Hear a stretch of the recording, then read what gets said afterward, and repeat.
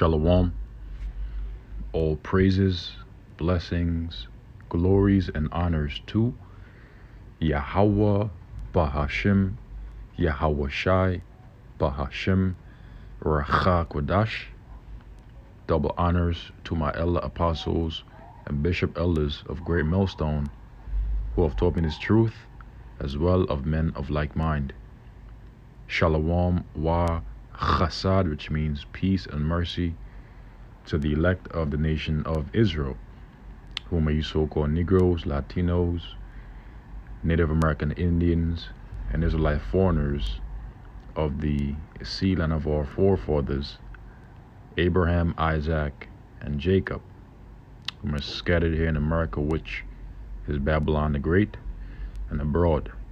And to you I say Shalom, and Yahweh Bahashim, Yahweh Shai Ratazah. This lesson is edifying.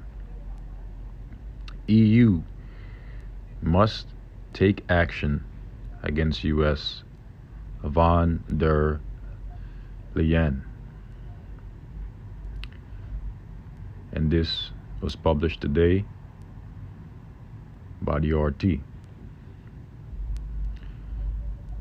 Joe Biden's investment plan could threaten the bloc's industry, the European Commissioner Chief has said.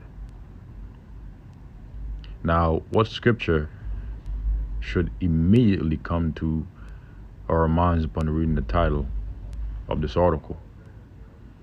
Revelation chapter 17, verse 16. And the 10 horns which thou sawest upon the beast, these shall hate the whore, and shall make her desolate and naked, and shall eat her flesh and burn her with fire. As well as the book of Obadiah. All the men of America, Babylon the Great's confederacy,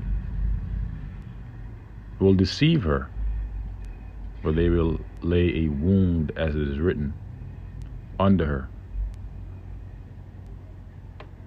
European Commissioner President Ursula von der Leyen warned on Sunday that to be able to compete with the U.S. government subsidized green industry, the EU must take action and step up state aid to its own companies.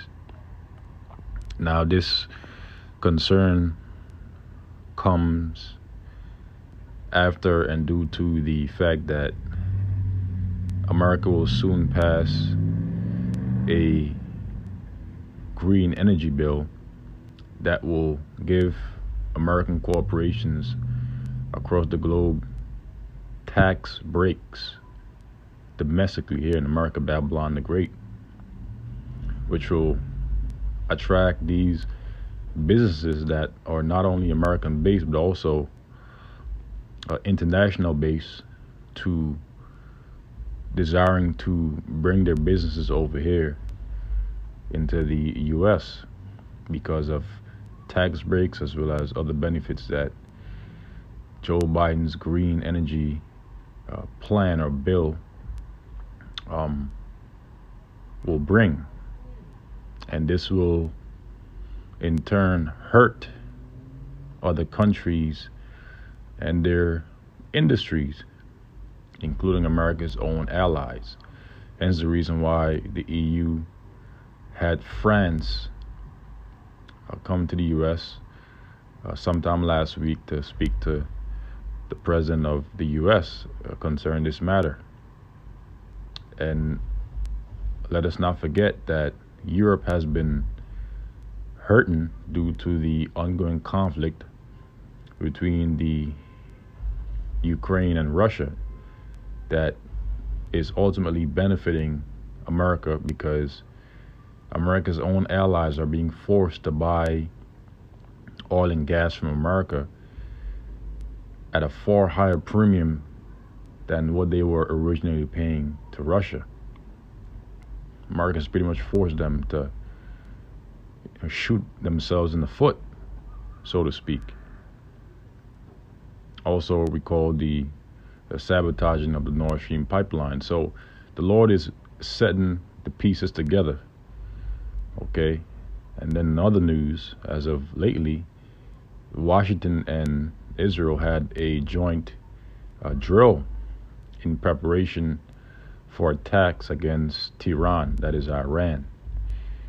So a lot of different things are happening in the news, man.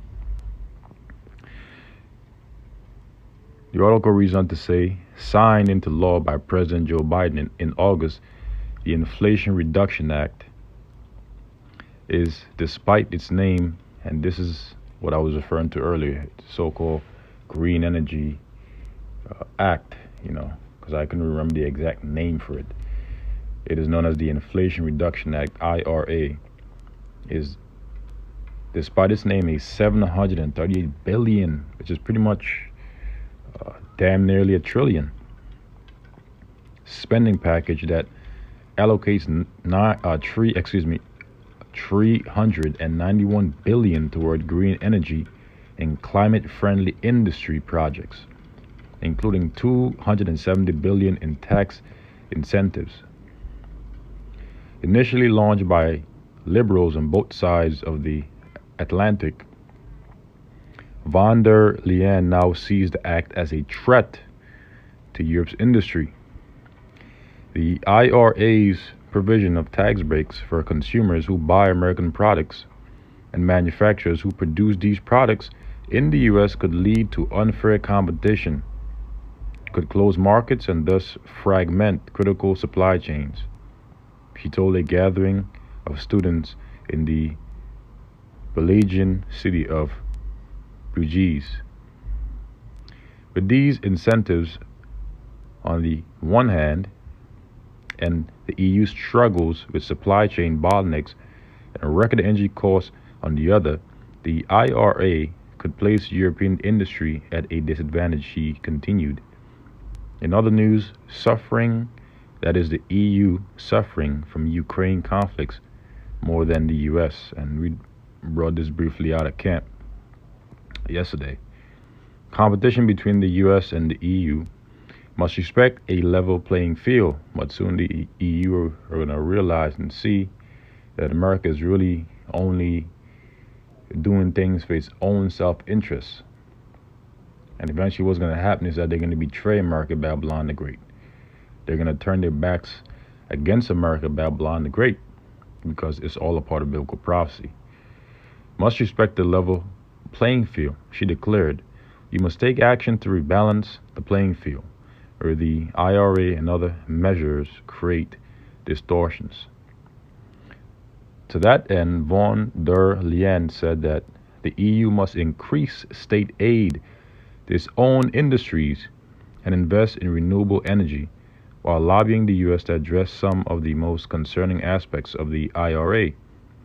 Earlier on Sunday, the head of the European Parliament's Trade Committee, Bernd Lange, said that pressing the US to rewrite the act is a waste of time, and that the EU should file a complaint with the World Trade Organization instead.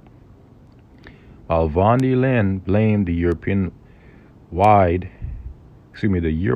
energy crunch and Russia's military operation in Ukraine, the EU's own sanctions on Moscow impeded critical repair work along Russian EU gas lines before deliveries were reduced. So they're pretty much placed in a trick bag by their own ally, the US, to pretty much hurt themselves so that the US can benefit off of their own hurt to forward its own self-interest. Europe is just basically a vehicle for the US, a cash cow, if you will, a means to an end. And eventually, they'll see that this whore is not to be no longer trusted. And the scripture does say that they're going to give their power over to, the whore, the beast, roughly paraphrasing the scripture, for a season, according to Revelation, the 17th chapter. But guess what? The time's going to come when they're going to have great divisions. And eventually, they're going to destroy America, Babylon the Great, as it is written, with fire. In Revelation, the 17th chapter, they're going to eat her flesh and burn her with fire, which is a metaphor for the fact that they're going to be shooting nuclear missiles over here during the third world's woe. The men that were at peace with thee have deceived thee.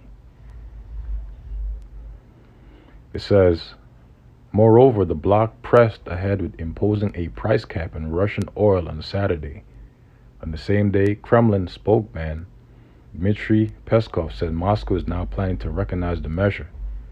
He added that the government is currently carrying out a review of the situation. And to speak upon this situation very briefly, as that had concluded the article, this is what was stated concerning the oil price cap on Russian oil. Moscow will only deal with nations that will work with U.S. on market conditions. Now, I'll just read the point of this article. Now, before I do that, I'll just briefly read this for summary for context. The EU agreed to cap the price of seaborne Russian oil at $60 per barrel, or at least 5% below market rates. The EU Council announced on Saturday. The rest of the G7 states and Australia made a similar announcement on Friday, stating that they too would refuse to handle Russian oil above $60 per barrel. Russia has repeatedly insisted that it will not supply oil to countries honoring this price ceiling. We will sell oil and oil products only to countries that will work with us on market conditions, even if we would have to lower production, he said on the Russia 24 TV channel on Sunday. Novak predicted that the price cap will destabilize global markets and argued that it contradicts World Trade Organization rules. Russia, he said, is working on mechanisms to skirt the measure. While a production cut would decrease Russia's oil revenues, its impact, in the short term would likely be limited, given that Russian oil is currently trading at $64 per barrel, just $4 above the price cap. Moreover, critics of the price ceiling argue that a decision by Russia not to supply participating nations would punish consumers in these states with higher prices. So get ready to see higher oil/gas prices. Is the most ridiculous idea I've ever heard, former U.S. Treasury Secretary Steve Mnuchin said last month. The market is going to set the price. So if you put sanctions on a higher price, at higher prices, in a way, you're just making the situation worse, he added. And this concludes the article. So guess what? Get ready to see higher prices at the pump. Again. And more than likely even higher. Okay, so now let's conclude with the scriptures. This is the book of Ezekiel, chapter 7, verse 25. Destruction cometh, and they shall seek peace, and there shall be none. So when destruction comes, people are going to attempt to seek peace, but there shall be none. And when they're going to be promised peace, that's when sudden destruction will come upon them, according to the book of 1 Thessalonians chapter 5, verse 3. Mischief shall be upon mischief, bad news after bad news, bad things after bad things, and rumor shall be upon rumor. Then shall they seek a vision of the prophet, but the Lord shall perish from the priest and counsel from the ancients. Because these false leaders who they look up to, these false prophets, Farrakhan, Creflo Dollar, T.D. Jakes, Joel Osteen, Joyce Myers, all these different people, these false prophets that they look up to, Al Sharpton, they're going to only fail in strength. And scripture says that if the blind lead the blind, both shall fall into the ditch. So with that, I conclude this lesson. Lord, was edifying, straight to the point. Until the next, Shalom.